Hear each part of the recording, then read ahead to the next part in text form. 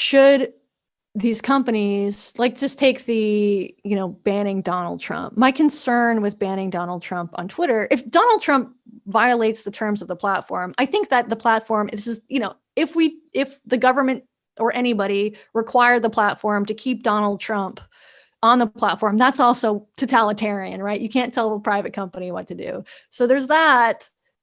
On the other side, I'm deeply concerned about tech censorship. I'm deeply concerned about that. I don't think the answer to that, though, is greater regulation, in part because the way that they want to regulate these tech companies is to reform Section 230. 230, yeah, talk about that. Which would have the... Yeah. Okay, so Section 230 is it's a policy that indemnifies social media companies from most user-generated content, right? Mm-hmm. So if I'm on Twitter and I am like selling stolen handbags, or I defame someone, or I try to instigate violence, as it is right now, the company cannot be held legally responsible for that. Only I can be held legally responsible for that. With these Section 230 reforms, the company, some of them, if you do it with it entirely, the company can be held legally responsible for that. And when that happens, they're going to be so heavy-handed when it comes to moderation that free speech will be threatened, will be absolutely threatened. And if they are sued over and over again, it's possible these companies will just shut down, which maybe would actually be good for the Republic and, in the long term. Maybe social media really is the fucking problem. We need to do away with it. But it would stifle people's ability to be heard. It really would. And banning Trump for violating their policies is one thing, but this doesn't end with Trump. It didn't begin with Trump. I was bitching about them cracking down on Alex Jones because this is, people hate slippery slope arguments, but once the doors open, people will get banned. The Red Scare podcast was banned today from Twitter.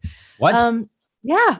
I didn't know. I don't know why, but Red Scare is off Twitter. My second favorite podcast after yours. Right.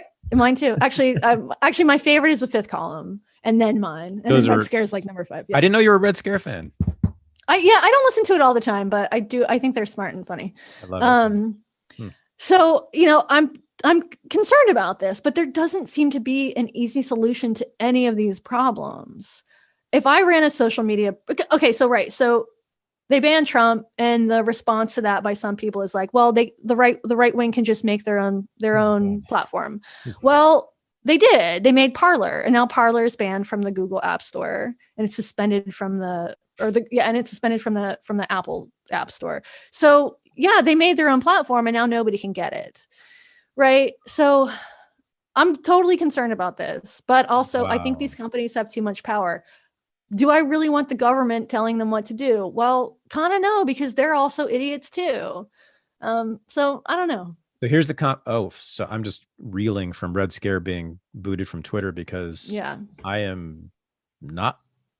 don't think my podcast is less controversial than theirs, and I don't see why I won't be banned soon. That's really terrifying. And they're left-wingers, by the way, everyone. Yeah. And Anna's profile is gone too. So I don't know if she deactivated or she was banned, but she's gone too. She might've been deactivated because it doesn't say suspended on her account. There have been, I don't know what's going on, but I've lost like 1,000 followers in the last couple of days. I thought this was because of my bad tweets. Yeah. And people are just losing followers in droves. It's possible that they're purging bots. It's possible people are quitting the platform. And it's also possible they just have a super heavy hand right now.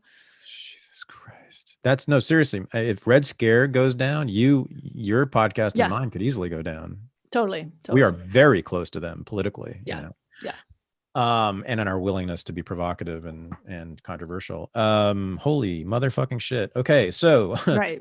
And it's not like, the thing is like Meghan Murphy was banned. So Canadian feminist, she was banned several years ago for tweeting "men are not women." To me, that was the most egregious banning because her crime was she misgenders people. I don't agree with that. I think it's unkind, but I don't think it should be a bannable offense. And tweeting something like "men are not women" should definitely not be a bannable offense. It's a thought crime, even though I disagree with it. It's a thought crime. It's a thought crime. I would go to the barricades on her side to defend that. Wow. Yeah. And she's taken her career has taken a major hit. I mean, people have sort of forgotten about Meghan Murphy because, and she was very prominent because she isn't in the space where everybody is. The good news, I guess, I hope, is that once this happens, or now that it's happening, I mean, the alternative platforms will, rise in numbers. I don't know. Not if they get banned from the app stores.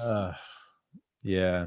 Minds.com that's my favorite of all the alternatives, but they just need more people. And I'm going to go on there and put exclusive content on there to help them out, actually. And I really recommend that to people, because Minds is really cool. Parler is just full of Trumpists. I'm not interested in that. I'm not interested in being with a bunch of MAGA hats.